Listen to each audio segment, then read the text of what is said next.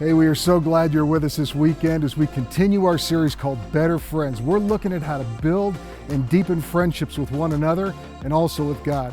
This week, we're going to lean into the topic of partnerships and how those can help build greater friendships in our life. Stick around.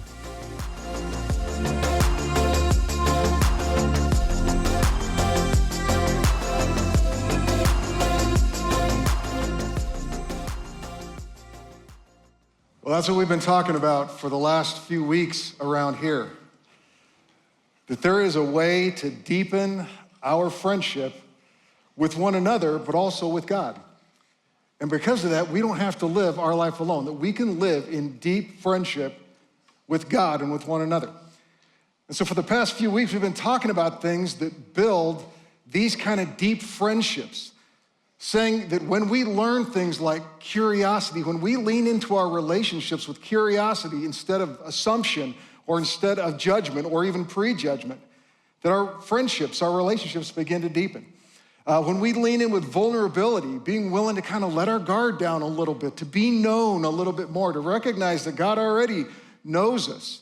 That when we lean in with vulnerability, our relationships begin to deepen. Our relationships go from a place of just being acquaintances and just being familiar with one another to actually being committed to one another, to find a new level and depth of friendship and commitment to one another. And we've been saying that the things that build our relationship with each other are also the things that build our relationship with God. The rules don't all change when it comes to building relationships.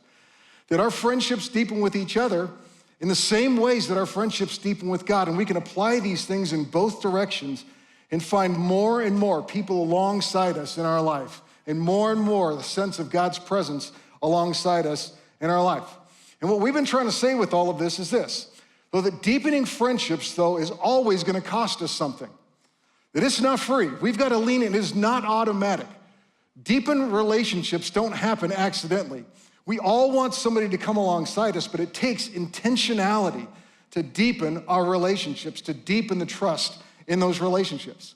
But we've also been saying this, that we know that friendship is an all play, right? It doesn't just work when only one person is in the relationship. You know what you call it when only one person is committed to the friendship, right?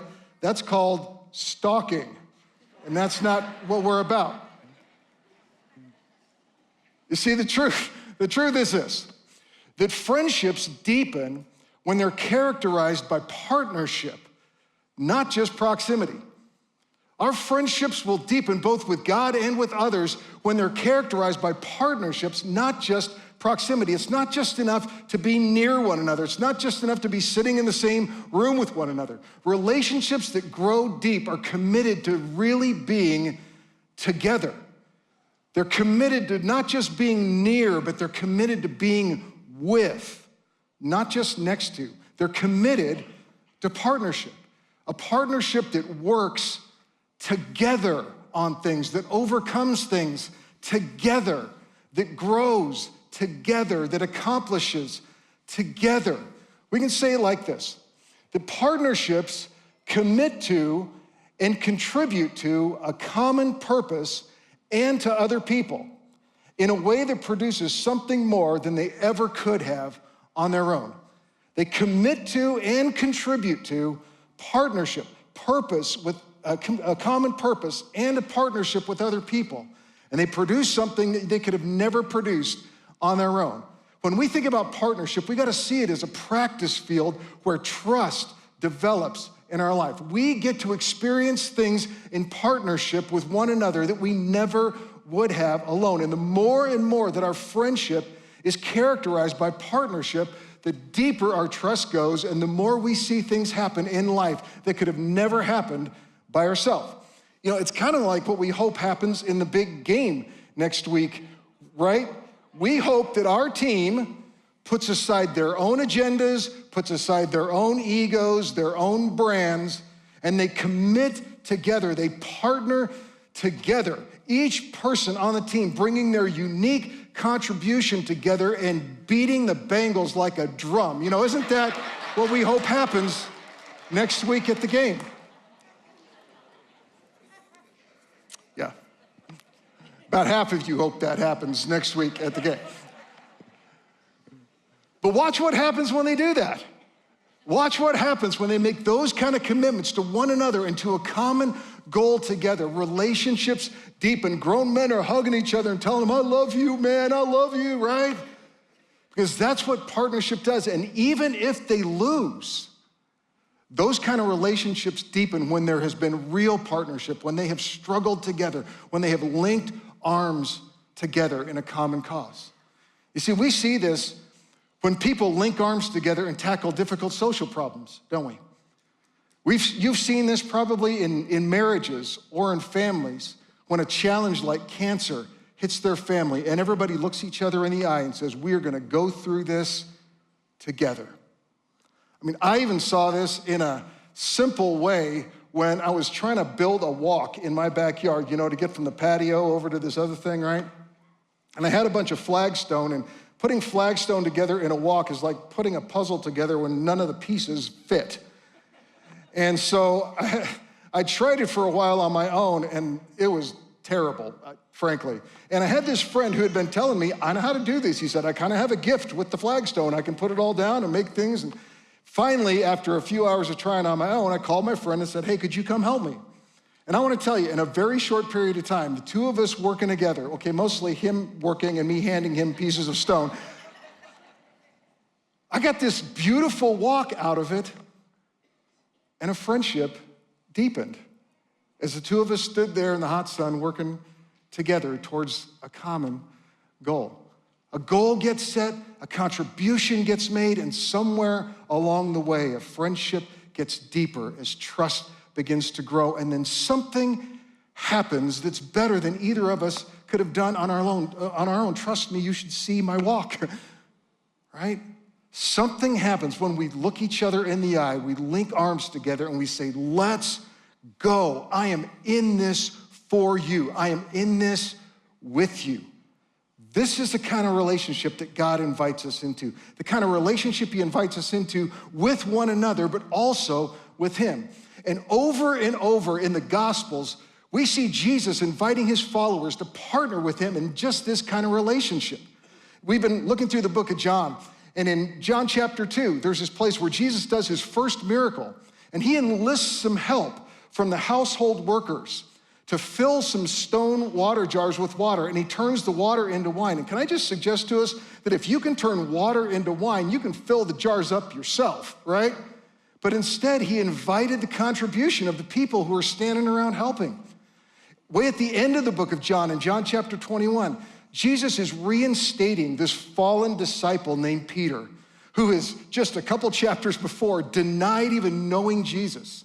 And after the resurrection, Jesus is calling Peter back into the fold, and he's saying, hey, Peter, do you really love me? I know you love me. Well, then if you do, feed my sheep.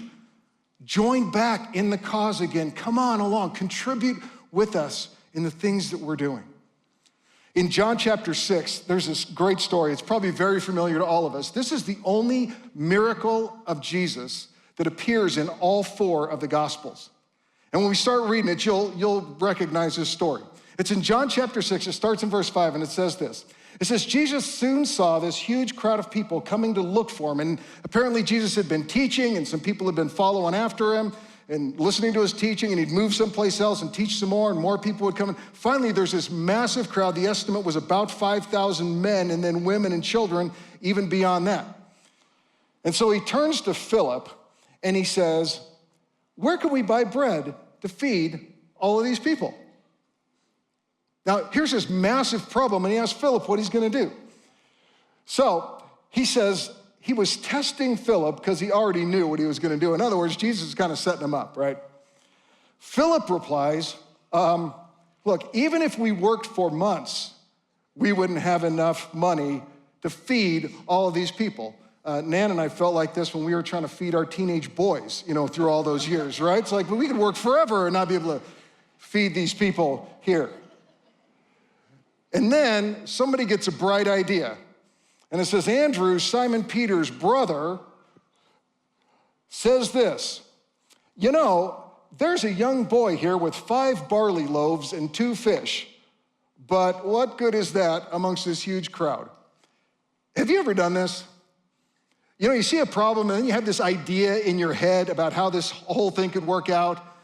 It sounds really good to you in your head, and then you say it out loud. And there's this guy, right? What good is it gonna be against all of these people? But Jesus had something in mind. Look at what Jesus does. Then Jesus took the loaves from the boy. He gave thanks to God, distributed them to all the people, and afterward he did the same thing with the fish, and they all ate as much as they wanted. And then it says, after everyone was full, Jesus tells his disciples, now you guys go and gather up all the leftovers so that nothing is wasted. And they picked up the pieces and filled 12 baskets with scraps left by the people who had eaten the 5 barley loaves. You see what happened here? I mean, Jesus kind of set these guys up, didn't he? I mean, he sees these crowds gathering and he sees this enormous opportunity to teach the disciples something that they were going to need to know. Jesus says, what do you guys think we ought to do with this big problem that's in front of us? And I think he knew that their default was to figure the problem out on their own. Does that sound familiar to you at all? Because that's kind of my default. Is it yours? Then when we're presented with a problem that seems insurmountable, the first thing in our mind is, what can I do to fix this? How can I do this on my own? But Jesus knew there was no way that they could handle this problem on their own. Now, I know some people like to say, you know, God won't give you more than you can handle. Listen, I must be doing it wrong because stuff like that happens to me all the time, where I run into stuff that I cannot handle on my own. But listen, I think he presented them with this insurmountable problem to give them a front row seat at what can happen when we partner with God. To show them once and for all what happens when we know that God is in our corner, that God is in our side, that he comes to partner with us. And the disciples stand there as a little kid contributes what he has, and then Jesus brings what he has, and more happened that day than anybody could have imagined. Look what happened at the end of the story. It says, when the people saw him do this miraculous sign, they exclaimed, surely he's the prophet that we have been expecting. Now, if the crowd thought that, imagine what the disciples thought. Imagine what this kid thought. Imagine the trust, that confidence that deepened in Jesus, the confidence and the trust that deepened in that relationship. And that's what Jesus does with us. He invites us to partner with him in things that we couldn't do without him, and that for some reason he seems unwilling to do without us. We jump in, and like that little kid with the loaves and fish, we bring what we have in partnership with others and with Jesus. And they bring what they have to the table. And as our relationship deepens in trust, more things happen than we could have ever done on our own. Friendship deepens when they're characterized by partnership, not just by proximity. But I've noticed that there is something in me that gets squarely in the way of these kind of partnerships. This is what it is. See, there's a particular way that I like to do things. I think it's a good way. In fact, I think it's a great way. The reason I think it's a great way is because I really believe it's the right way and the best way. I like to affectionately refer to this particular way as my way. And I am very familiar with my way. In fact, I'm very comfortable doing things my way. There's only one problem. You. Don't leave. You know who you are. You're my wife, and my kids, and my coworkers, and my boss, Drew. You're my neighbors and my in-laws, God, you, right? And for some inexplicable reason, probably because you're crazy, you seem to want to do things your way. Now, I'm sure that the only reason you want to do things your way is because you have not understood fully the genius that is my way. I keep trying to explain this to my wife, and that I can get more done. I'll do it better anyways. Just stay out of the way and let me do it my way.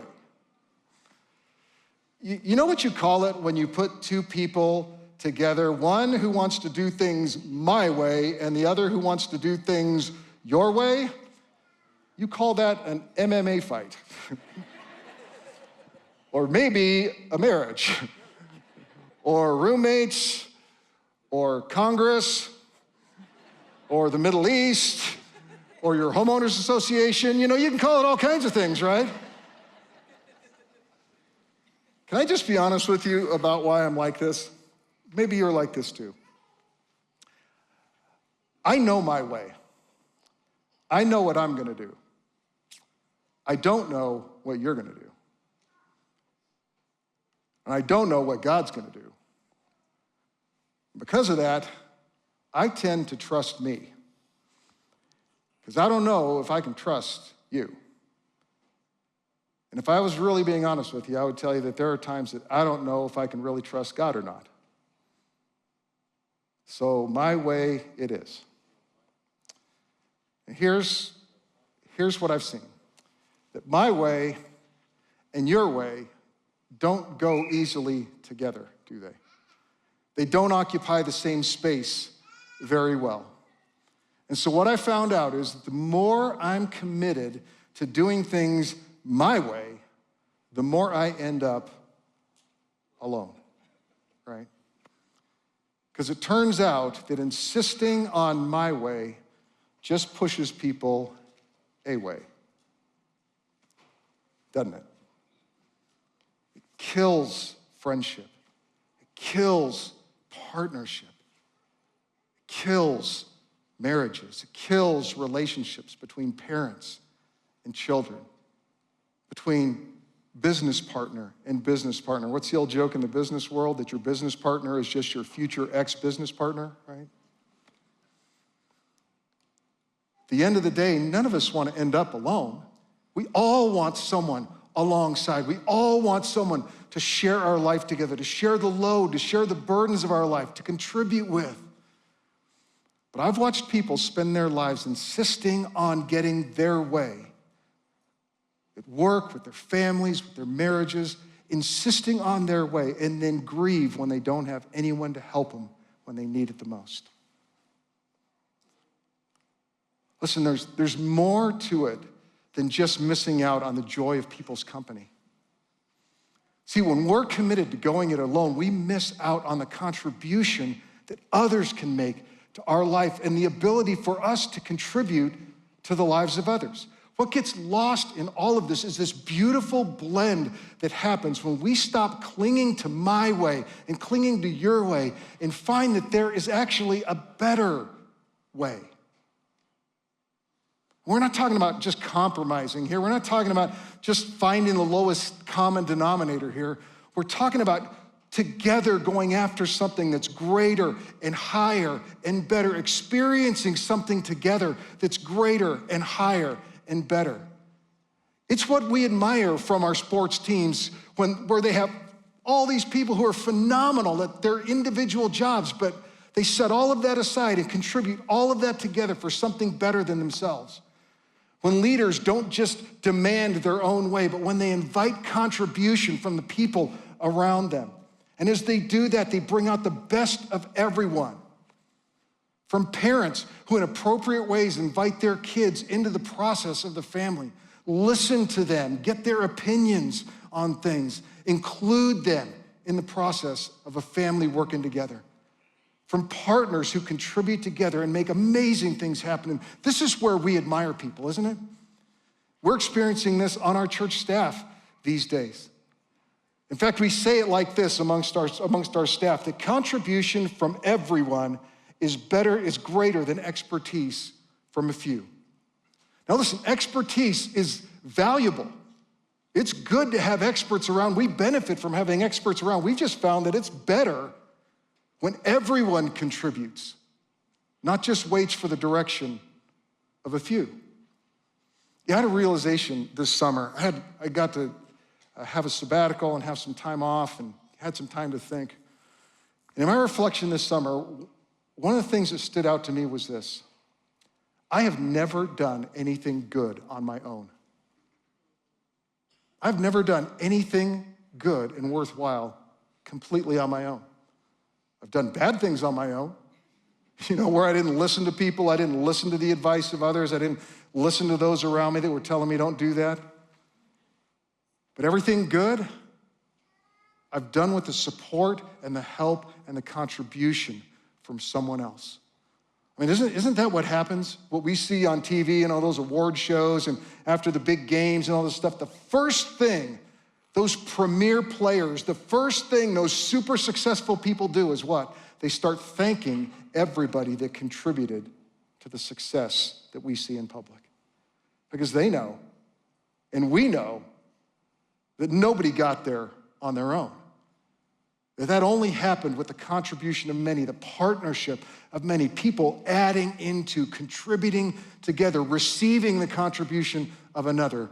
That's when greater things happen than we could ever do on our own. This is what God has in mind for us, not just the joy of being around each other. And listen, there's a lot of joy in just being around each other, but the joy of being with each other, doing something meaningful together in partnership with Him and with each other, the joy of supporting one another through difficult times, doing, experiencing, being something that we could have never done, that we could have never experienced on our own. Jesus invites us into this kind of partnership with Him. This is the thing that God calls us into, to live in contribution from everybody. And for those of us who follow Jesus, it's a partnership not just with those around us, but with the Holy Spirit that lives inside of us, that He comes to contribute in us, that He comes to add and bring what only the Holy Spirit can bring to the equation of our life. Why would we ever settle for doing things on our own when we have the Holy Spirit and people who are filled with that Spirit around us at every turn? So how do we do this?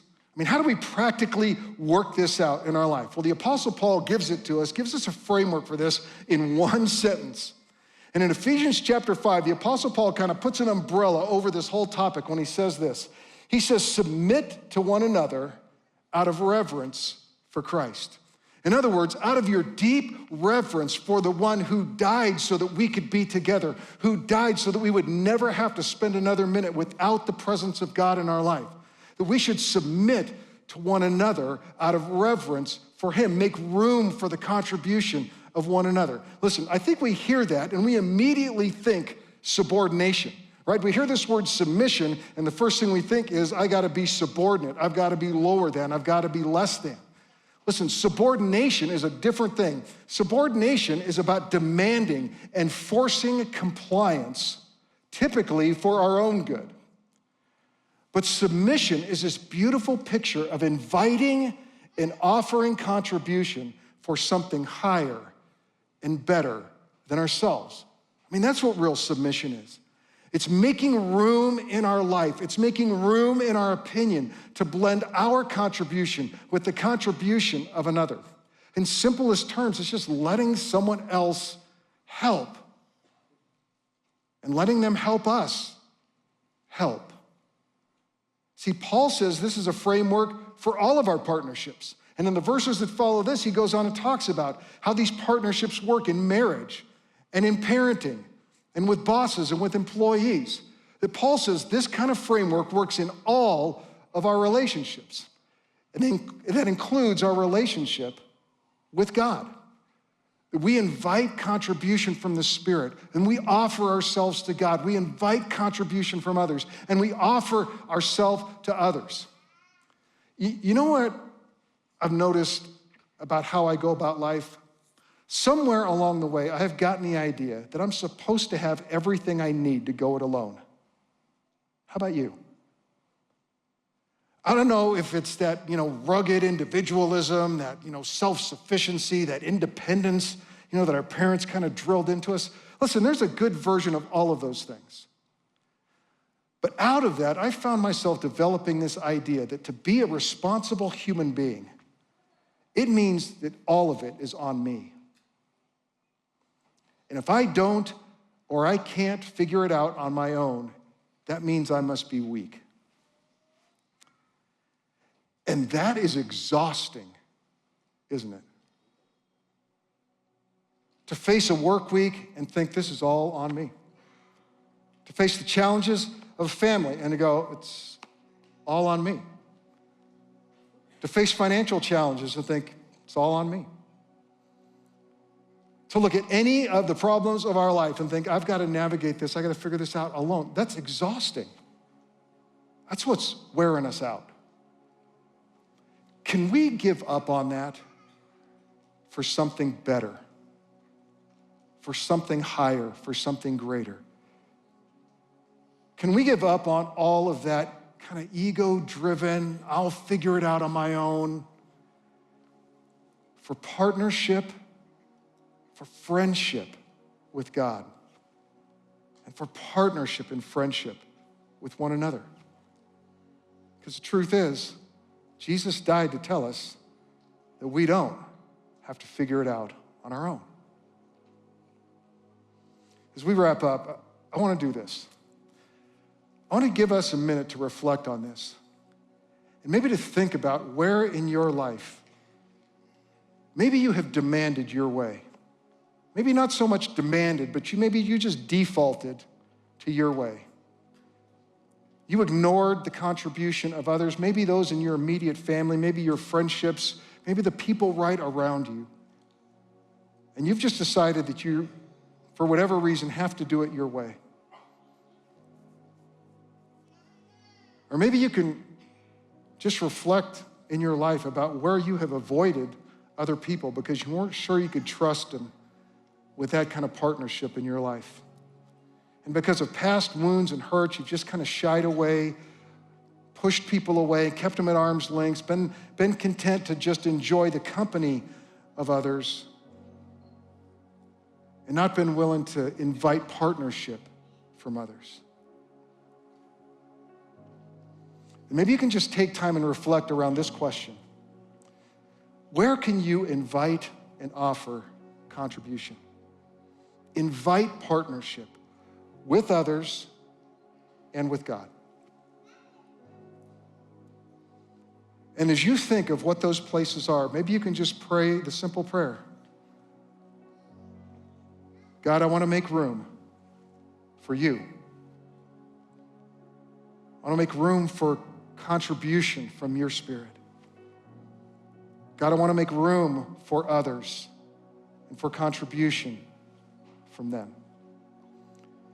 Because I believe that as we do that, we will find ourselves in deep relationships, deep friendships characterized by trust and by outcomes that we never could have gotten to on our own. We are glad you've been with us this week, and we hope you will take the challenge to invite contribution in your life, to make room for the contribution of others as you contribute to their life in partnership. And if our church can come alongside with you and partner with you, go to canyonridge.org and find all the resources that you need so that we can walk alongside you. If you want to be the kind of friend who can contribute to the lives of others, click share this with a friend, and engage in a spiritual conversation with them this week. Hey, we'll see you next week. Don't forget to hit subscribe. We'll meet you right back here next time.